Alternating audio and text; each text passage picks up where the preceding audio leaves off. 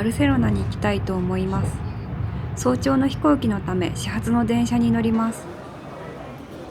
関空に着きました。国際線のエリアが新しくなっていました。アシアナ航空でソウルを経由してバルセロナに向かいます。ソウル行きの機内食は焼きそばでした。意外と美味しかったです。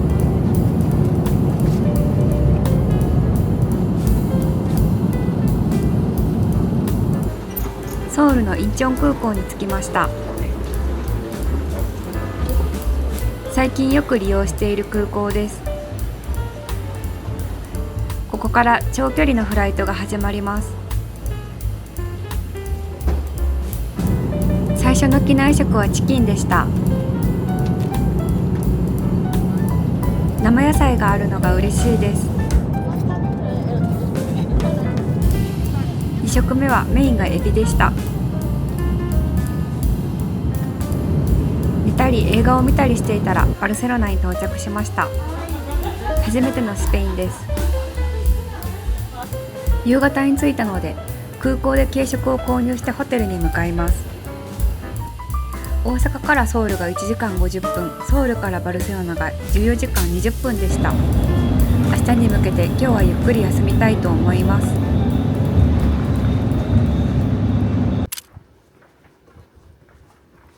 おはようございます。昨日はぐっすり眠ることができたので時差ボケは大丈夫そうです。空港近くのホテルから市外のホテルに移動します。今日からの3泊はここのホテルに宿泊します。早朝からチェックインができたので荷物を置いて出かけたいと思います。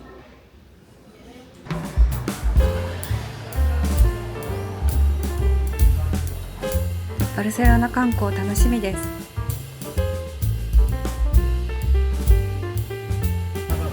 まずはサグラダ・ファミリアに来ました。存在感が際立っています。まずはランチをいただきます。お昼から飲むサングリアは最高です。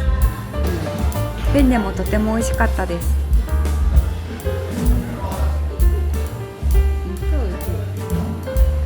サグラダ・ファミリアを観光していきます。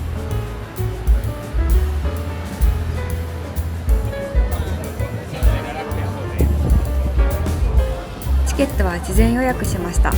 中に入っていきます。近くから見ると装飾の細かさがよくわかります。想像していたよりも大きいです。着工から150年が経っていますが、今もなお建設中です。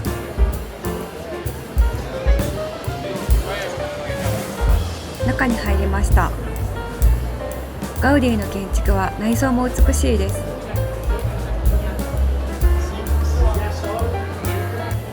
樹木をモチーフにデザインされているので森の中にいるみたいです。自然光が差し込むステンドグラスも素敵です。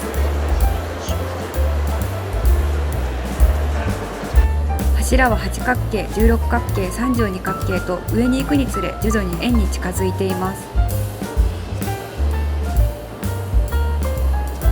終始建築美に圧倒されていました。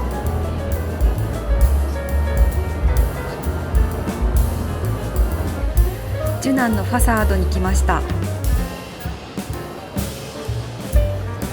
ちらはガウディのデザインではないので直線も多く見られます。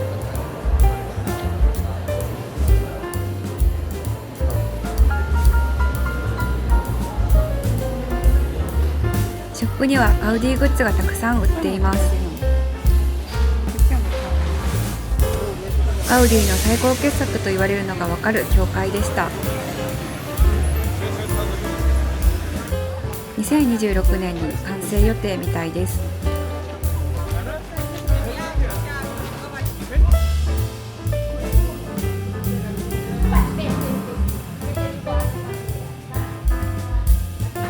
次はガウディが設計したグエル公園に行きます。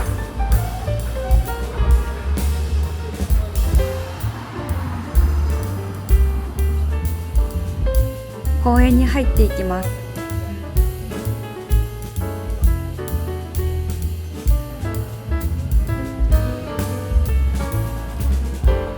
石造りの柱が自然と調和しています。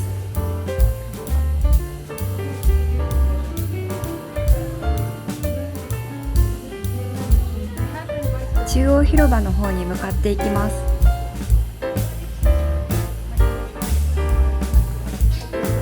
グエル公園からはバルセロナを見渡すことができます。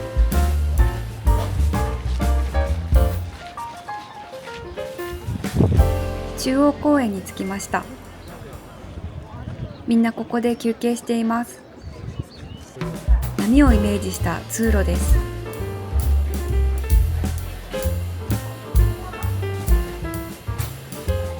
これも石でできています。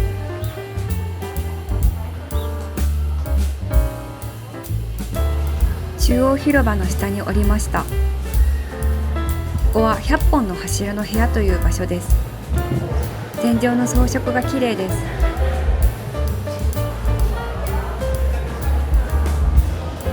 グエル公園のシンボルであるドラゴンです。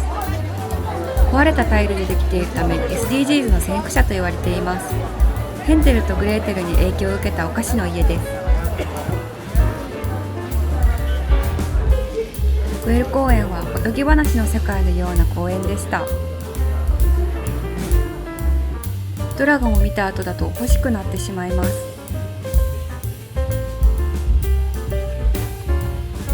一旦ホテルに戻りたいと思います。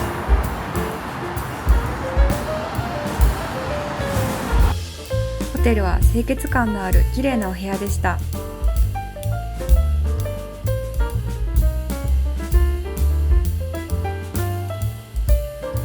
バルセロナの見どころが飾られています。窓から見える景色も綺麗です。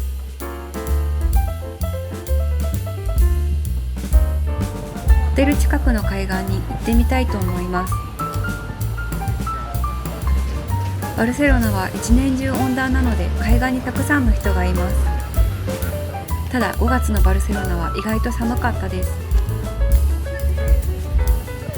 現地の人はダウンを着ていたりします。夜ご飯を食べるため海岸沿いのレストランに入りました。小エビのフライを注文しました。卵と絡めていただきます。バルセロナはシーフードが有名で美味しいです。スペインといえばパエリアです。海岸沿いで海を見ながら食べるパエリアは最高でした。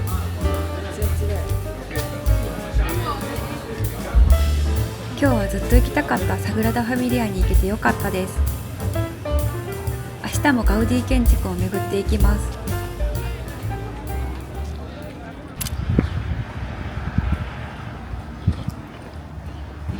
おはようございます。今日もとてもいい天気です。ホテル近くのカフェで朝ごはんを食べたいと思います。とてもおしゃれなカフェです。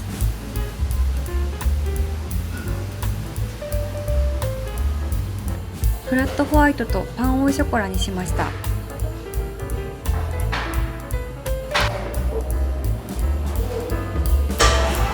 ラットホワイトが美味しいです。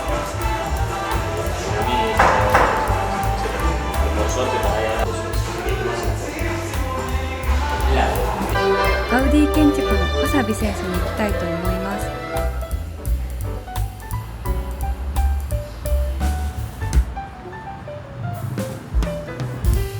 着きました。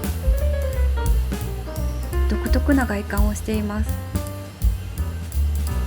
カサビセンスはガウディ初期の建築物なので直線が多く見られます。大学を卒業してすぐにこれを建てたようです。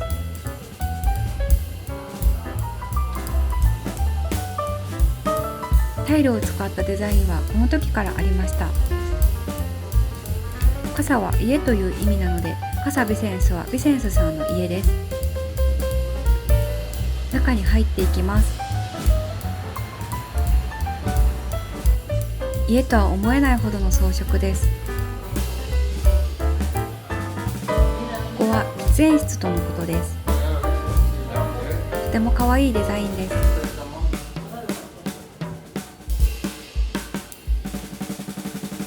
2階にはガウディが影響を受けた建築が展示されています。お風呂はパステルカラーのタイルになっています。階段部分の作りも凝っています。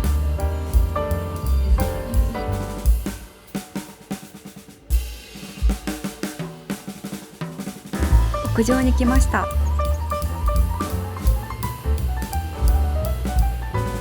下から見えていた塔の部分があります。他のガウディ作品とは異なる雰囲気が新鮮です。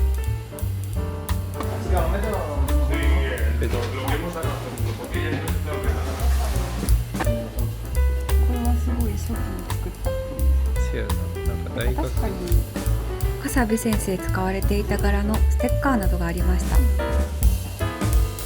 次はカサ・ミラに行きたいと思います。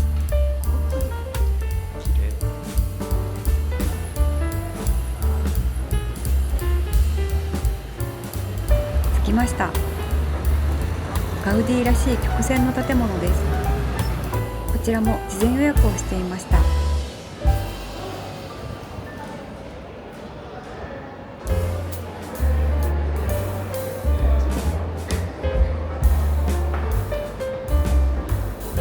カサ・ミラの中央部分は中庭になっています。カサ・ミラはガウディが手掛けた最後の個人宅です。今でも人が住んでいる部屋もあるみたいです。室内は19世紀後半の裕福な家庭の生活がそのまま残っています。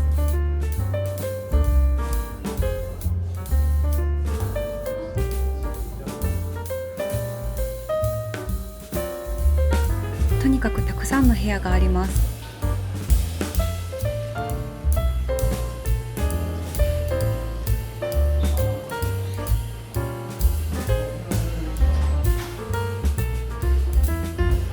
最上階の回廊に来ました。エスパイ・ガウディと呼ばれる博物館になっています。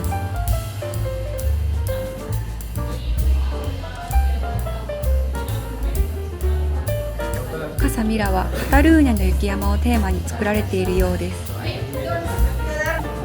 回廊はこちらの背骨をイメージしたものです。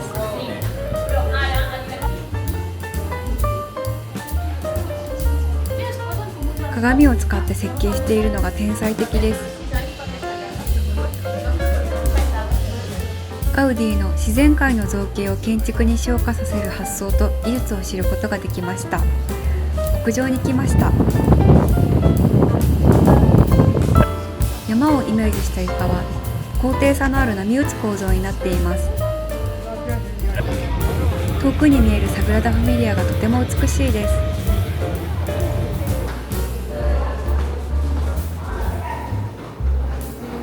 お昼ご飯を食べに行きます。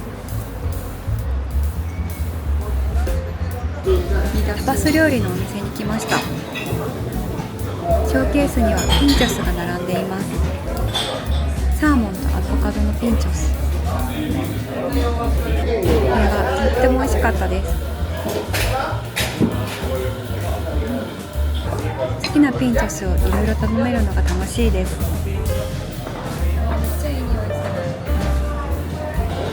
バルの本場スペインで食べるイベリコ豚の生ハムやコロッケは最高でした。スペインのブランドロエベには行列ができていました。続いてガウディ建築カサ・バトリョに来ました。外壁は海をイメージしています。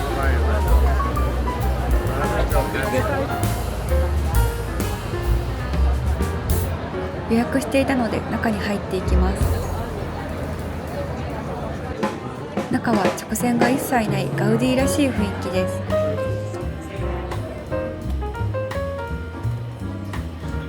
階段を上がり暖炉の部屋に入ります。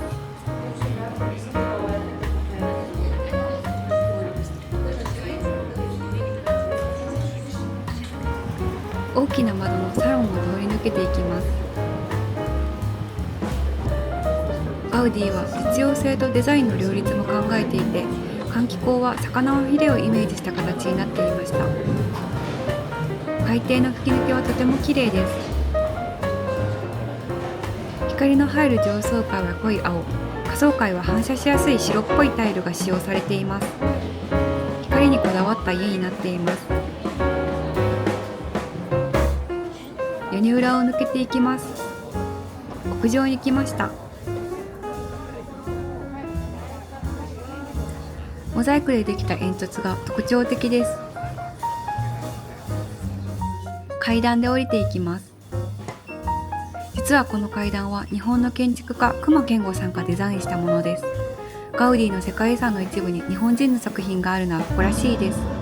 最後にガウディキューブという映像作品を体験します。投影ではなく全面ディスプレイになっているので没入できます。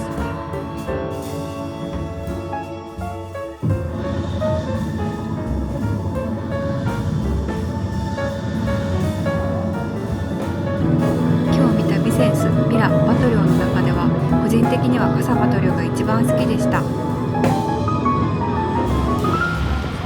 月のスペインは意外と寒かったので上着を購入しました。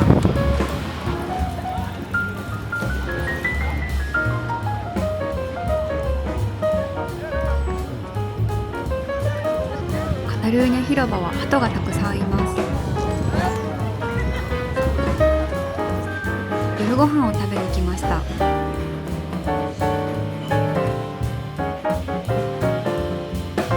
本場の生ハムは日本と比べて塩味が少なく、しっかりお肉の味がします。大きなタコやマグロのタコスをいただきます。最後はお肉です。ガウディ建築と美味しいスペイン料理を堪能できました。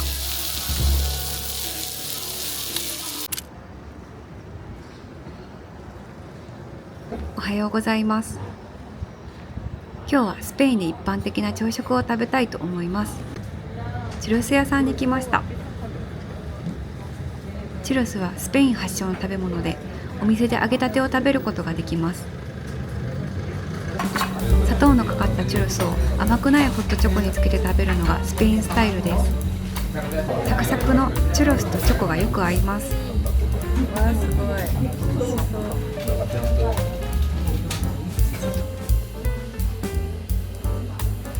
世界遺産にもなっているカタルーニャ音楽堂に来ました。予約していたので中に入っていきます。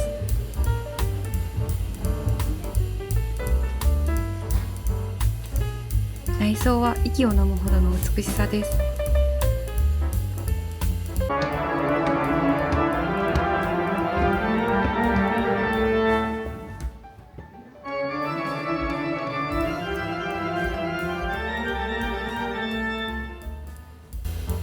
太陽をイメージした巨大なステンドグラスが特徴的です。窓のステンドグラスもとても美しいです。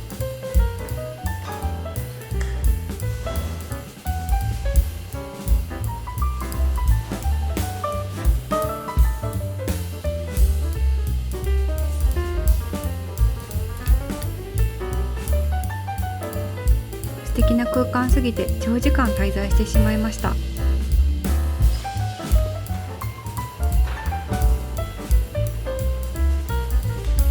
外にはバーがありました。下の階におります。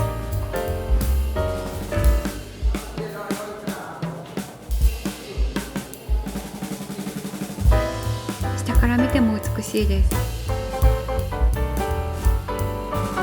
カタルーニャ音楽堂はおすすめできるスポットでした。街をブラブラしているとボドゲショップがありました。いろいろあるので見ているだけで楽しいです。スペインのスーパーには生ハムコーナーがあります。原木がたくさん売られている光景が面白いです。お昼ご飯を食べに行きたいと思います。今日もタパス料理をいただきます。No está como こはかなり有名で、夜は行列ができるお店のようでした。フォアグラとサーロインのピンチョスが美味しそうすぎます。エビも間違いないです。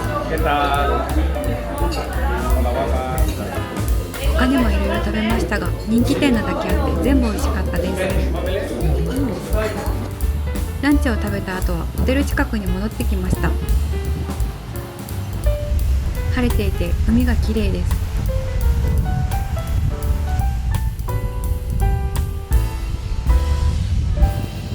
太陽の光で海面がキラキラしています。海岸でみんな思い思いの時間を過ごしているのが素敵です。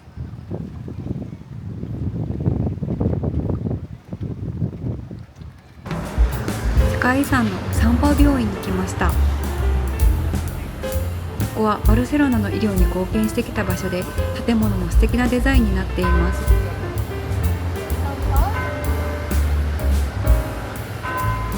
設計したリュイスさんはガウディにも建築を教えていたようです。見学していきます。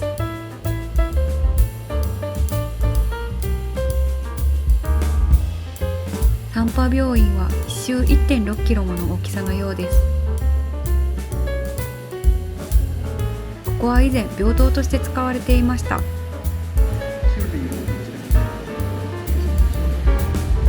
中庭に出てきました。患者さんのためにオレンジの木が植えられたみたいです。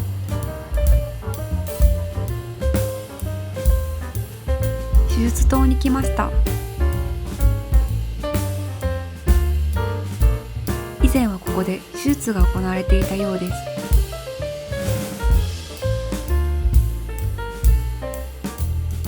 ここは当時の様子が再現されています。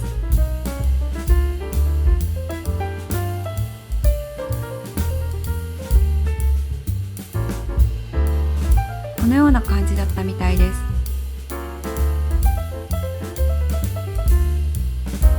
サンパウ病院は地下で全ての病棟がつながっています。天候に関係なく移動できたので、当時は革新的でした。ここは病棟が当時のまま残っています。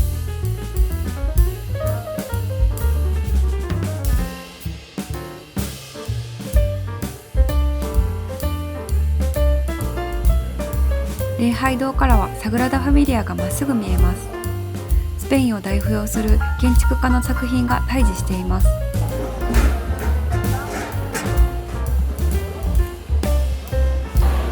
キリア市場に来ました。たくさんの生ハムが売られています。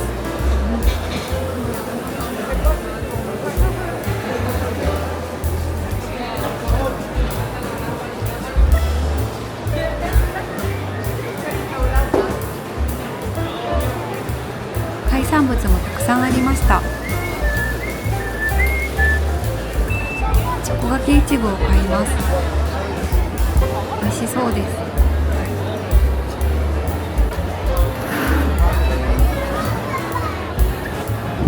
チョコの甘さにいちごの酸味が合います。他にも新鮮なフルーツがたくさん売られていました。ジェラートも購入しました。キンダー味がとても美味しいです。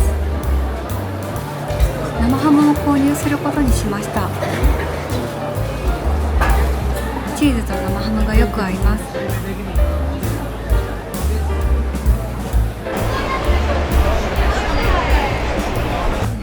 フラメンコショーを見に来ました。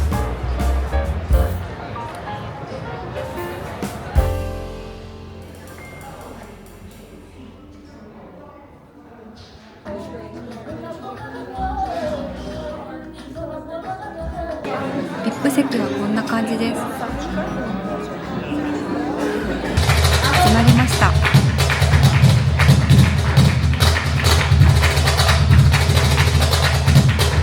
ギターの音楽に合わせて手を打ち、足を振り回します。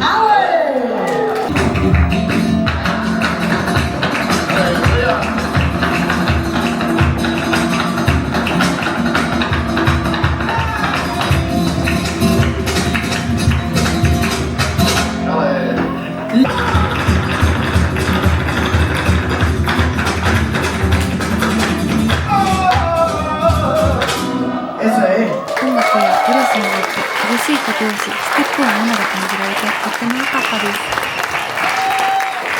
す。夜ご飯はラーメン屋さんに来ました。これでバルセロナ観光は終了です。ガウディ建築などの世界遺産やバル、フラメンコなど体験したかったことを全てできてとても楽しい旅になりました。